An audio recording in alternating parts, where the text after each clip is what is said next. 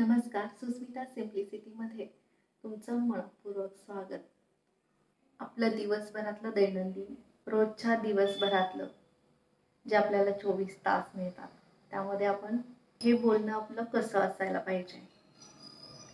तर आपलं बोलणं हे नेहमी आणि प्रत्येक क्षणी हे सकारात्मकच असलं पाहिजे. कारण आपला बोलणं म्हणजे एक म्हणजे त्याच्यामध्ये आवाज येतो, दुसरी गोष्ट म्हणजे शब्द येतात आणि आपण बोलत असतो, एक तर स्वतःशी बोलत असतो, परमेश्वराशी बोलत असतो प्रार्थनेच्या माध्यमातून आणि दुसऱ्याशी बोलत असतो, ज्याच्याशी आपलं रोजचं जे काही कुटुंब असो किंवा बाहेर आपण नोकरीच्या निमित्तानं जातो किंवा कोणाशीही भेटतो त्या सगळ्याच व्यक्तींबरोबर बोलताना रोजच्या जीवनात आपण कसं बोलतो या गोष्टींवर नक्कीच लक्ष द्या. कारण त्या सगळ्या गोष्टींचा आपल्या आयुष्यावर आपल्या जीवनावर खूप मोठा परिणाम होत असतो आणि हे सत्यच आहे. कारण आपली शक्ती ही परमेश्वराशी जोडलेली आहे आणि आपल्याला जे आपण जे काही कर्म करत असतो ते त्याच्याशी जोडलेलं आहे, त्याच्याशी जोडलेलंच असतं.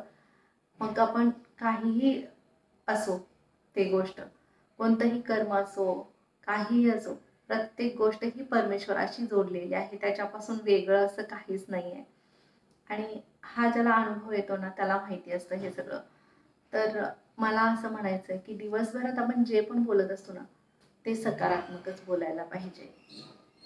आता तुम्ही म्हणाल की असं कसं आपण बोलू शकतो. हां, बोलू शकतो जर आपल्या स्वतःच्या मनावर, आपल्या शब्दांवर, आपल्या बोलण्यावर आपलं जर नियंत्रण असेल ना तर आपण ह्या गोष्टी नक्कीच करू शकतो. तर बोलताना दिवसभरात आता आपल्या कुटुंबातली माणसं असतात, बाहेर गेलं तर बाहेर कोणीही भेटतं आपल्याला, आपल्या ओळखीची माणसं भेटतात किंवा आपण फोनवर बोलत असतो, नातेवाईकांशी बोलत असतो, किंवा आपण प्रार्थना करत असतो, म्हणजेच देवाशी आपला संपर्क असतो, आपल्या स्वतःशी संपर्क असतो, म्हणजे आपल्या आत्मतत्वाशी आपला संपर्क असतो. अशा बऱ्याच ठिकाणी आपलं अंतर्मनाशी आपल्याशी स्वतःशी चाललेलं आपलं हितगुज असतं, आपलं भांडण असतं.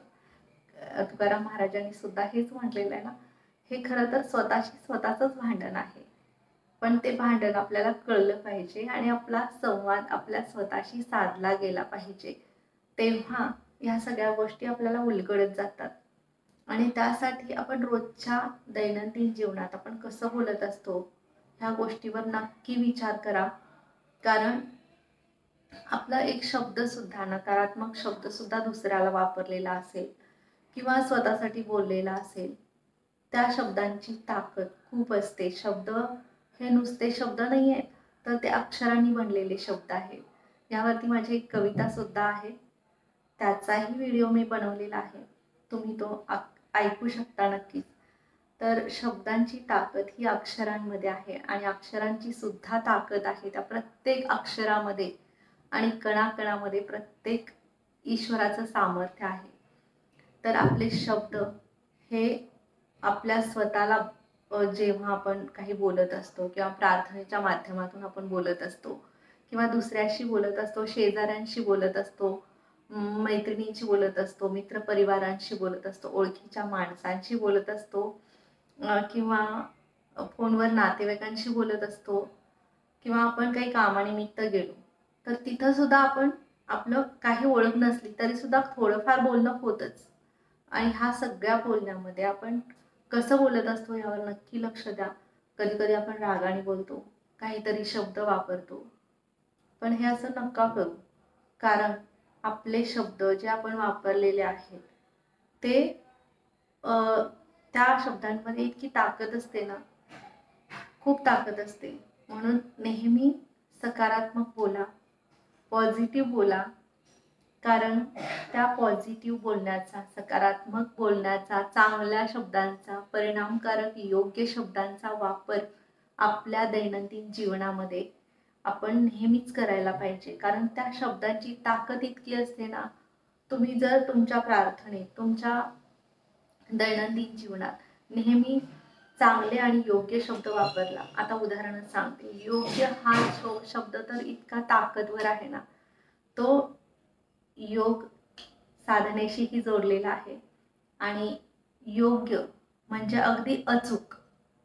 तर ह्या सगळ्या गोष्टी ज्या आहेत ना, त्या खूप महत्त्वाच्या आहेत. आणि योग्य शब्द जर आपल्या सतत बोलण्यात आला, प्रार्थनेत आला, सगळ्या गोष्टीत आला ना, तर त्या योग्य शब्दाचा पहिला परिणाम आपल्या स्वतःवर होत असतो आणि आपल्या आयुष्यात सगळ्या योग्य गोष्टी होत असतात.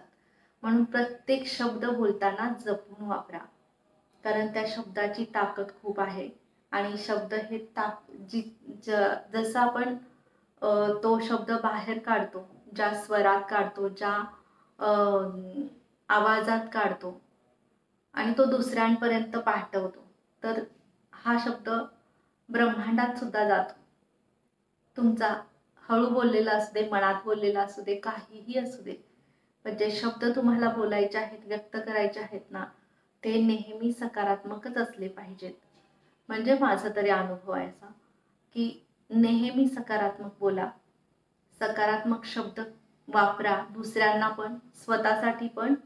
आणि इतर कोणीही तुम्हाला भेटू दे दिवसभरात, कोणाशीही तुमचं बोलणं होऊ दे, नातेवाईक असू देत, मित्रपरिवार असू दे, मैत्रिणी असू देत, किंवा आपल्या अगदी खूप जवळची माणसं असू देत, किंवा आपल्या कुटुंबातली माणसं असू देत, समाजातली असू देत, कोणीही असो, सगळ्यांशी बोलताना योग्य आणि सकारात्मकच आपण बोलायला पाहिजे. कारण त्या सगळ्या सकारात्मक बोलण्याचा जो परिणाम असतो ना, तो आपल्यावर होत असतो, कुटुंबावर होत असतो, आपण जिथं राहत असतो त्या सगळ्या गोष्टीवर, त्या सगळ्या गोष्टींचा परिणाम होत असतो.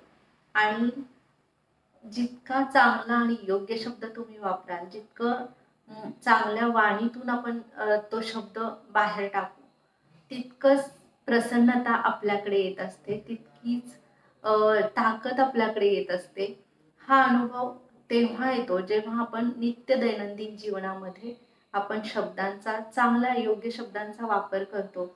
आणि दुसऱ्यांच्यासाठी सुद्धा, आता समजा प्रार्थनेचंच सांगायचं झालं तर पण अगदी अति कोणी काही करत असेल ना, तर तिथं सुद्धा बोलताना अगदी तुमच्या शब्दांवर तुमचं नियंत्रण असलं पाहिजे.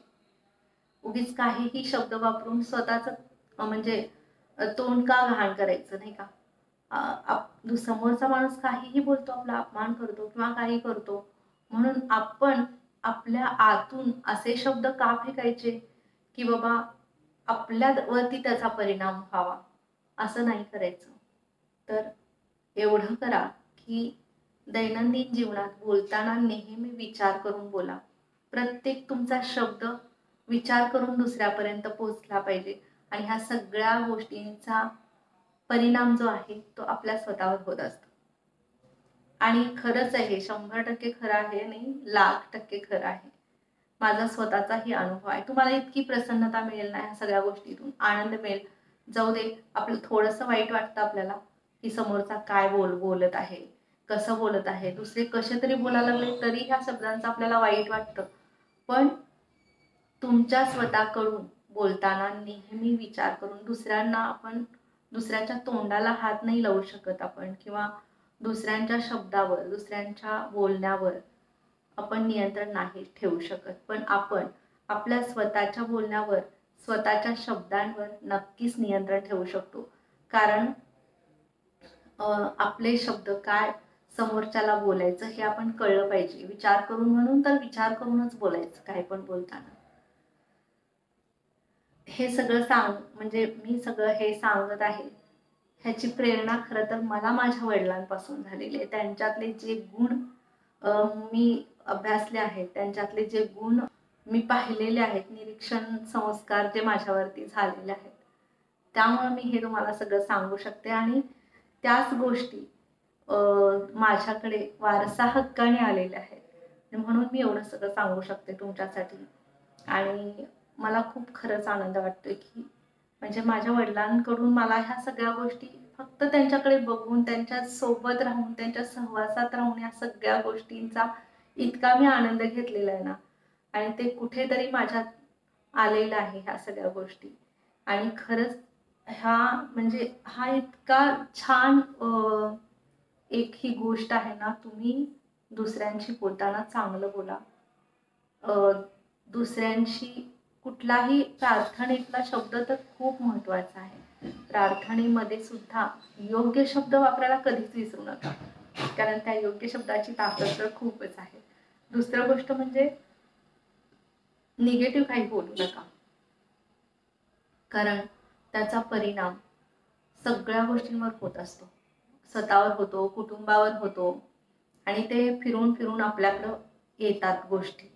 त्यामुळे बोलताना नेहमी विचार करून बोला आणि सकारात्मकच बोला, जेणेकरून तुमच्या आयुष्यावर त्याचा परिणाम इतका चांगला होईल की तुम्हाला आनंदाची तृप्तता अनुभवायला मिळेल. नमस्कार. तुम्हाला जर व्हिडिओ आवडला नक्कीच लाईक करा, शेअर करा आणि तुमचा अभिप्राय नक्कीच व्यक्त करायला विसरू नका. नमस्कार.